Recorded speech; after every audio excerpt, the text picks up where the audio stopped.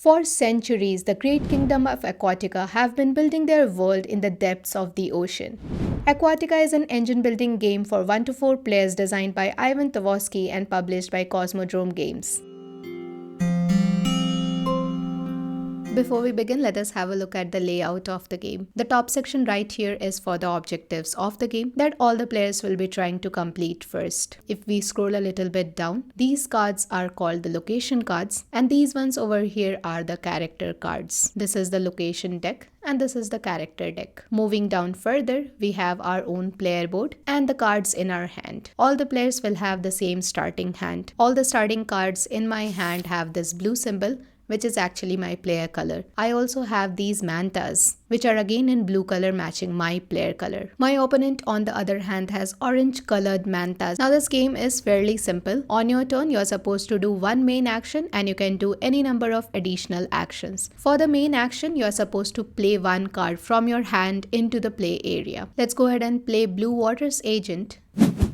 This is going to help me recruit one character. The leftmost character always will be having 0 cost, which in this case is Anglerfish. If I want to recruit this character, I need to pay 1 money. Since I currently have 0 money, this is the only option. However, I can activate any number of mantas before or after I take my main action to augment the main action. The main action in this turn was playing this character card, and now I am going to activate this manta, which is going to give me 1 coin. After activating the manta is flipped to its backside, indicating that it is tired and I cannot use that manta again unless I refresh it. Since now we have 1 coin, let's go ahead and buy the Sneaky Eel. I got the Sneaky Eel in my hand so that I can use it in my further turns, and the Blue Water's Agent character card that I played got discarded into the discard section over here. With that, my turn is done. Let's go ahead and click on End Turn. After a player's turn, if there is any empty slots, all the cards are moved towards the left and a new card is flipped from the card deck. The leftmost card will always be free and the card cost will increase as we move towards the right side. Now let's have a look at the location cards. You can get the location cards by paying its cost. You can pay the cost in terms of power, which is this 3 trident symbol, or you can pay by spending coins. For the second turn, let's go ahead and do our main action. I'm going to play this Legionnaire, which says gain 3 power and conquer 1 location. So these 3 are the locations which I can afford. The first one has 2 power requirement, the second one has only 1 power, and the third one has 3 power requirement. I'm going to go ahead and take this one. As always, I can augment my action by using my mantas. This is going to add 2 power and this one is going to add 1 power. As of now, I am not going to use my mantas and just buy this card with my current 3 power, conquer location.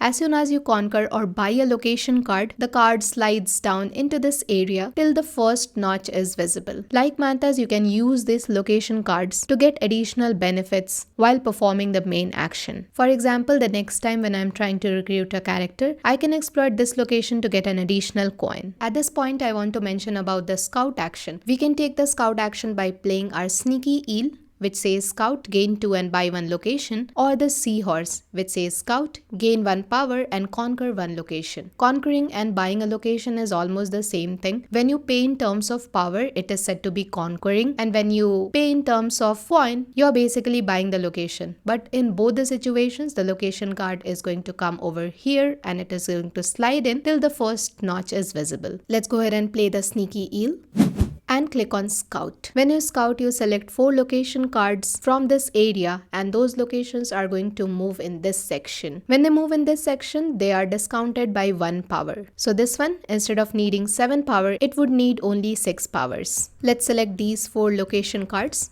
and click on Scout.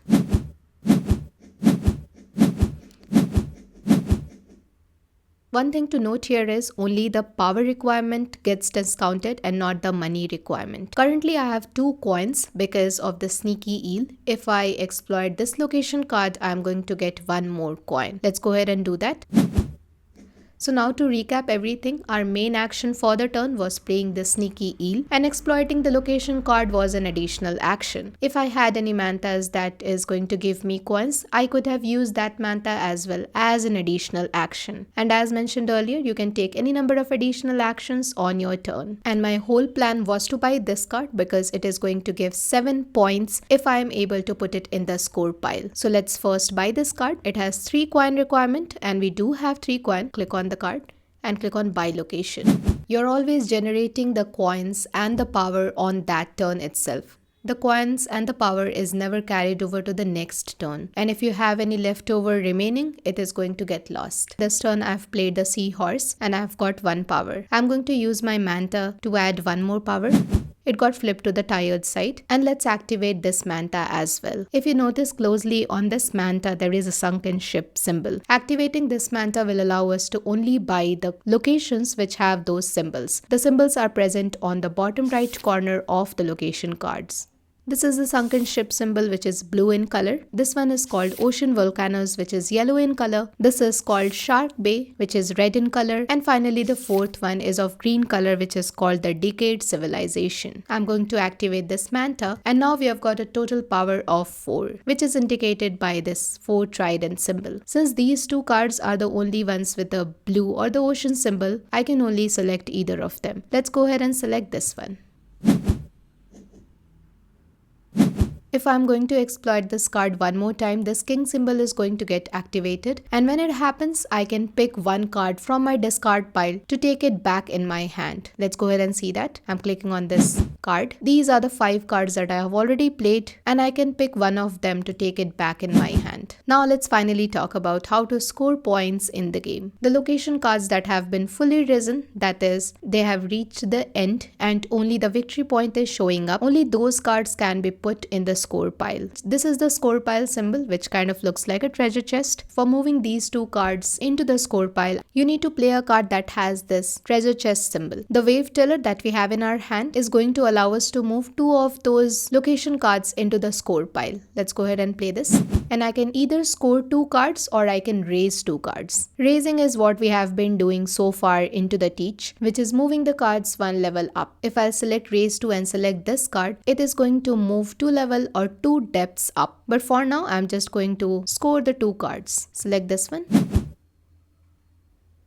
This is going to give me 3 victory points at the end of the game. And I'll also select this one, which is going to give me 2 victory points at the end of the game. There are some cards which have empty bubble symbols, like this one. For moving these bubble symbols, you have to take the raise actions, which are these ones. One of our mantas also is giving us an option to raise 1 depth. Let's go ahead and see all of this in action. I'm going to exploit this location to gain 2 raise actions.